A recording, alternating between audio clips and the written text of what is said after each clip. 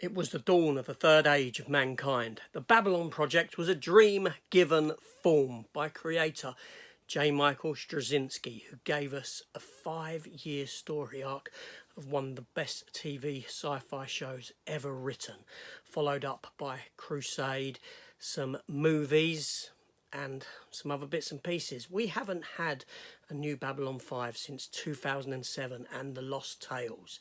No new Babylon 5 until now, till Warner Brother Animation has come and given us Babylon 5 The Road Home. Is this any good, or should it have just been binned on Zahardun? Let's find out.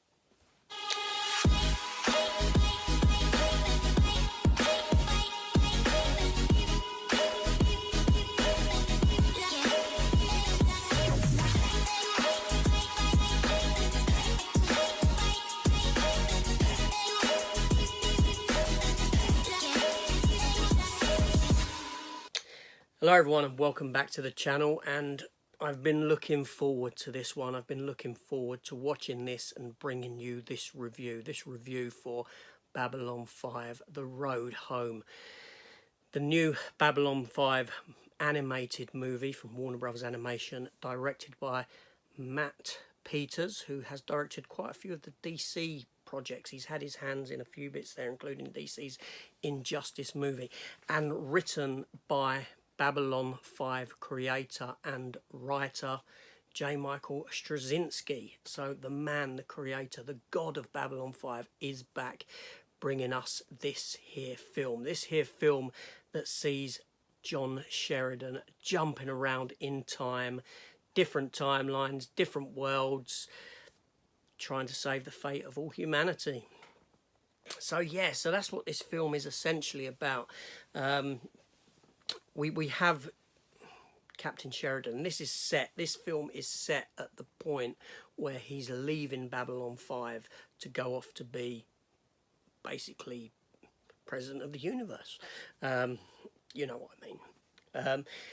So he's leaving, but he goes on to Minbar with Delenn, and he's doing the opening of this new, taking part in the opening of this new complex that's going to be powering everything basically.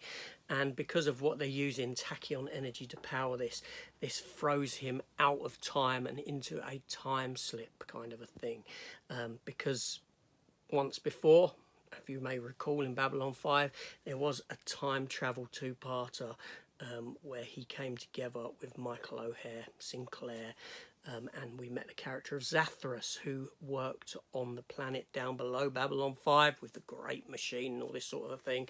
So this episode plays heavily into this time travel and different worlds, different universes, multiverses even. And John Sheridan has to try and find his way home before he destroys everything, before everything crumbles around him. Now, I'm not going to go too deep into the story because I understand that this is a brand new film and I don't want to spoil it for people. But I was a bit concerned when I heard about the story of this, because it sounds more to be like Star Trek territory than what it does Babylon 5 territory.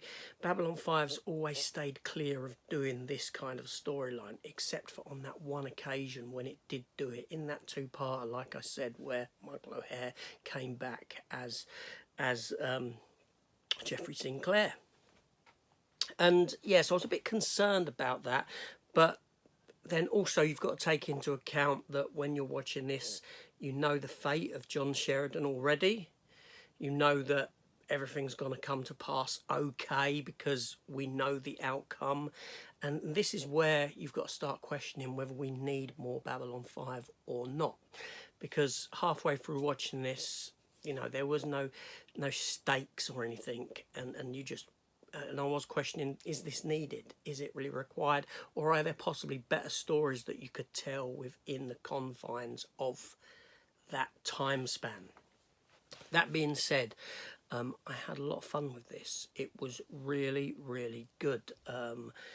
The animation, I really loved the animation. The voice work was fantastic. Obviously, we get Bruce Boxleitner back voicing John Sheridan, Claudia Christian, Ivanova.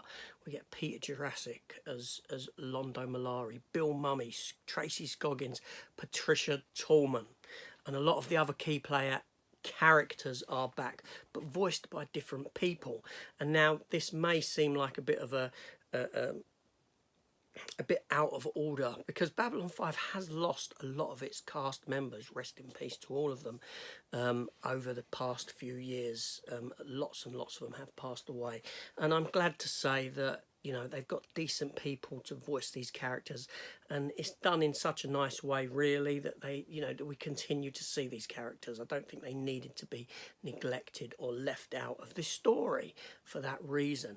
I will say that at the very end of the end credits, there is a nice tribute to all those that have passed, so stay around for that.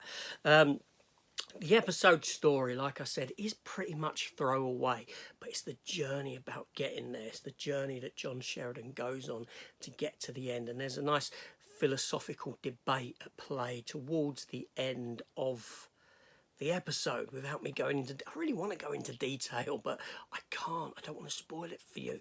But yeah, so there's a real nice philosophical debate kind of thing that goes on at the end between him and possibly G'Kar. I'll say no more. But yeah, no, it's fantastic to revisit the world of Babylon 5. It really is. And even the soundtrack here, I can't remember who it's done by. I know it's not Christopher Frank. Is Christopher Frank even still alive, or has he passed away as well? I don't know. But the soundtrack is worthy. It works well for it. The animation is grand. There is a great sequence where, again, I'm going to say this subtly, where a certain alien race want to destroy Earth for reasons, and they basically hurl a satellite at us to do it, and it looks fantastic. And I do wonder whether, if this was done as a live action, whether the budget would be there to do it. The problem with doing this in live action is that a lot of the character within it, obviously we know that they've passed away.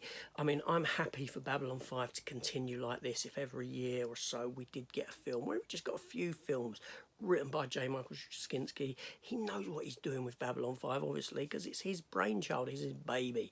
And this is just a real nice love letter to Babylon 5, to some of the eras of Babylon 5 within there, to the characters, and to a sci-fi series that just set the stage for, you know, TV writing for years to come.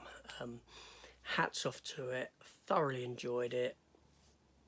Yeah, what more can I say? It's truly a pleasure to revisit these characters, revisit this universe, even in this animated form. So don't dismiss it if you're a Babylon 5 fan just because it is animation. You've got the same writer, you've got the same cast, voice cast for those that they can, and you've got a nice goodbye to those that have gone.